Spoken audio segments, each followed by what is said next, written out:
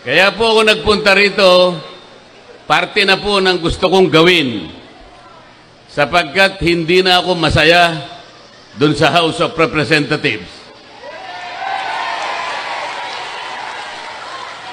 Pagka nilalaban natin ang katwiran, pag sinasabihan natin sila kung ano yung tuntunin, kung ano yung dapat gawin para hindi nag-aaway-away, baligtad po yung nangyayari. Pag ako na nagsasalita, guguluhin nila ako, pagtutulong-tulungan nila ako, pati nga po yung hopya na kinakain ko, kukunin pa nila. Ganun po yung mga taong yun. Nung isang araw po, nagsalita ako sa grupo ng mga hilot, yung mga kumadrona. Mga ganito rin karami po, mas marami pa dito.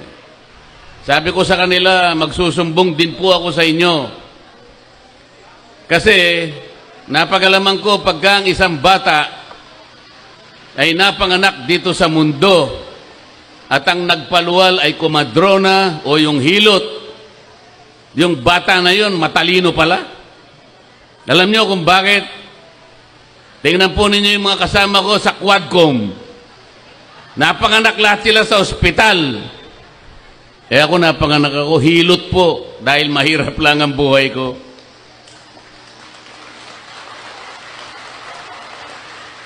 Napanganak sa ospital, tingnan nyo, pumurol ang mga ulo. Sabi nila, magkaisa tayo. Gumawa sila ng manifesto. Kailangan kanya, magkaisa tayo sa katapatan at paninindigan para alagaan natin ang ating bansa. Paanong pagkakaisa yun? Paanong magkakaisa ang isang bansa kapag ini-impeach mo ang Vice President? Hypocrisy. Nagpapanggap. Nagbabalat kayo. Ano po yung nagpapanggap sa Bisaya para ma-emphasis? Ha? Nagpakaroon ingnon. Oh, yun. Translator ko ha? Sabi ko, pagtulungan natin, napakaraming problema ng bansa natin. Ang kuryente, napakataas ang kuryente sa bansang ito. 10 bills, power bills ang ipinail ko. Wala kahit isa ang dininig sa committee. Paano ba puro Quadcom na lang? Lahat ng panahon, lahat ng atensyon binigay lahat sa Quadcom. Wala nang panahon para dinggin yung mga panukalang batas na makakabuti sa tao. Ano po ba ang layunin ng ating batas sa kuryente na ginawa 23 years ago? What is the objective of that law that was enacted in 2001 or 23 years ago? To ensure the delivery of quality and reliable and affordable rates of electricity in this country. So pag sinabi mong secure and reliable, walang brownout. Pag sinabi mong affordable, abot kaya. Abot kaya. Sa Bisaya, barato. O yan, nakita nyo naman. Hindi mo alam yun, Senador Philip Salvador. Yun ang pangunahing layunin. Pero hanggang ngayon, after 23 years, abot kaya ang kuryente, abot langit.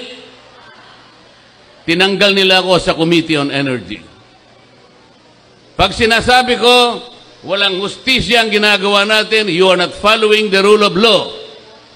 Tinanggal nila ako sa Justice Committee. Kasi i-impeach nila yung Vice President.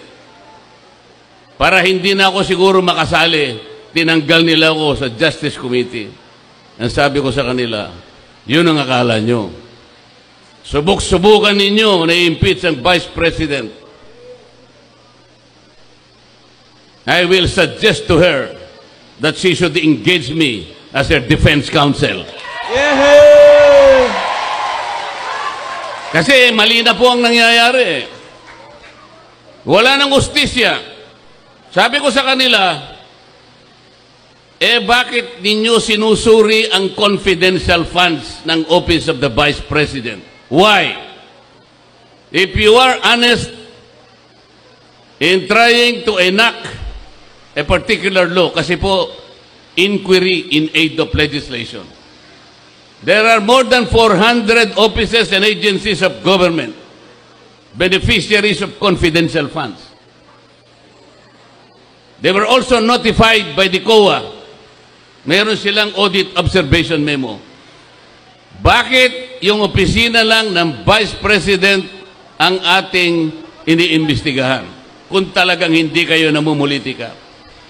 400 offices ayaw nyong imbestigahan. Only the office of the Vice President. Politika po ito. Pangalawa, sabi ko,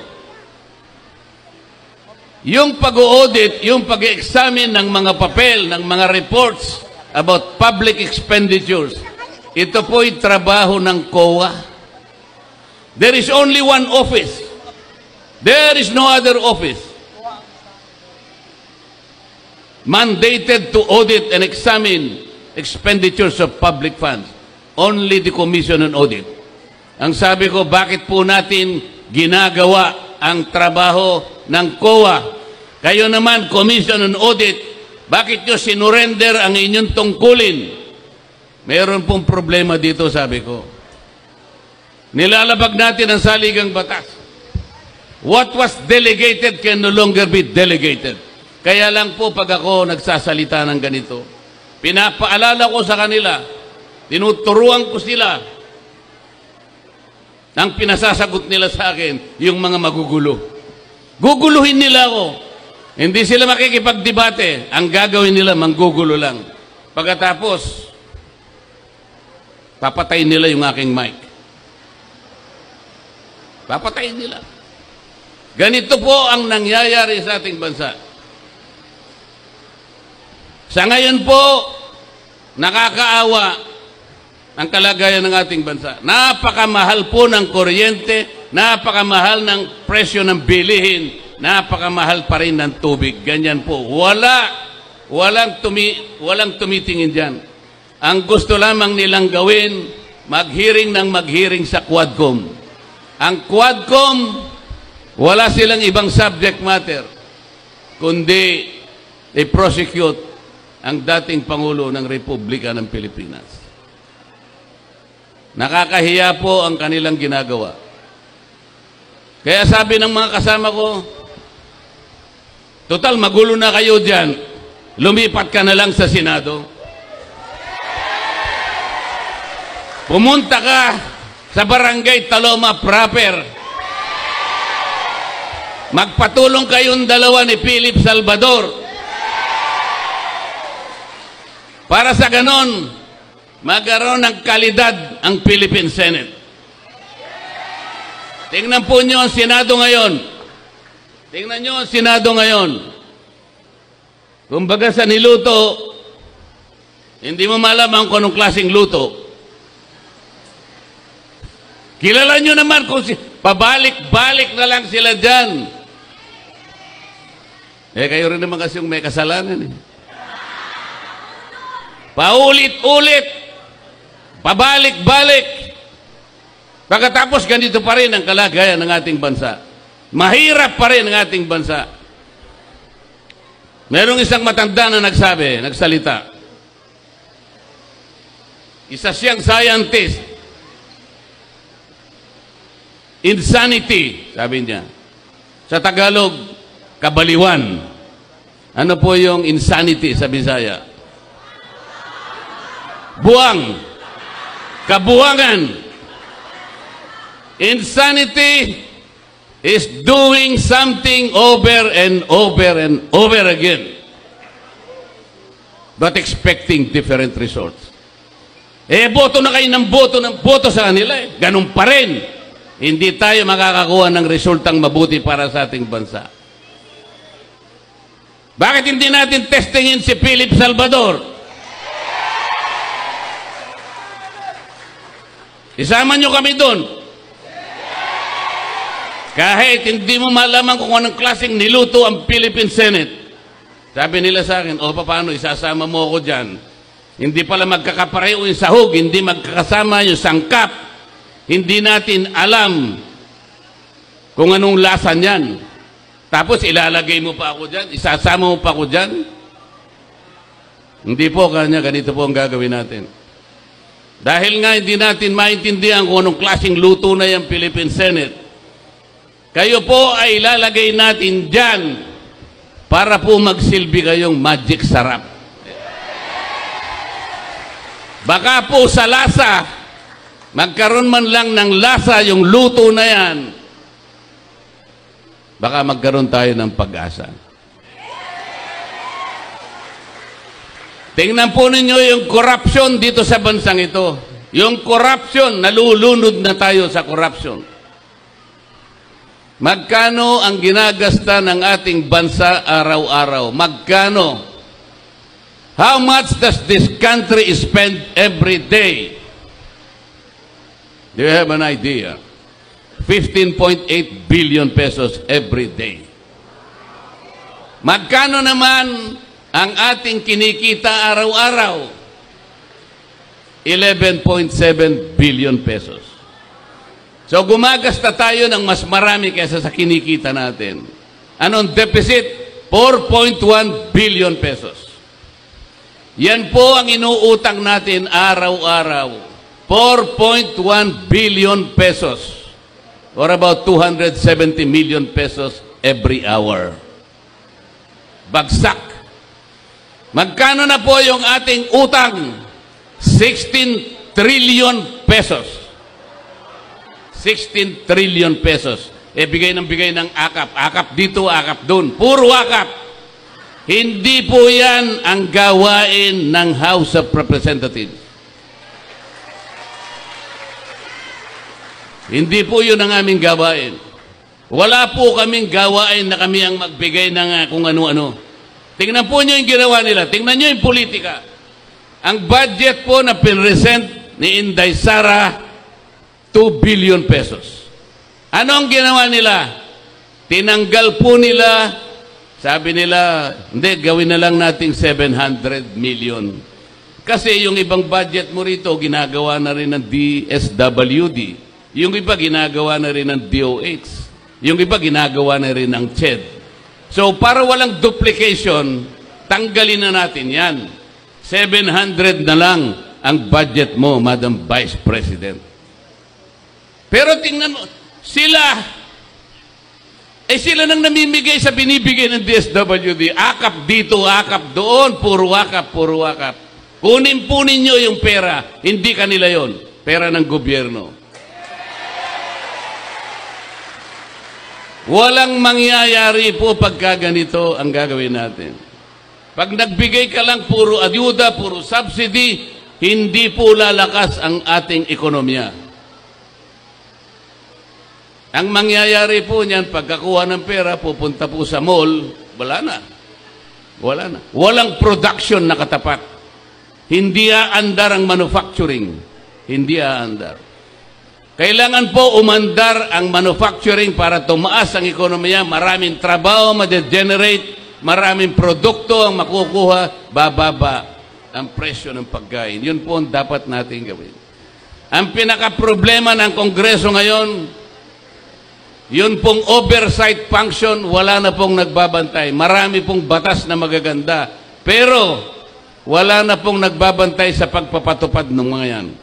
Katulad po ng sinabi ko sa kuryente, 23 years ago, dapat mababa ang kuryente.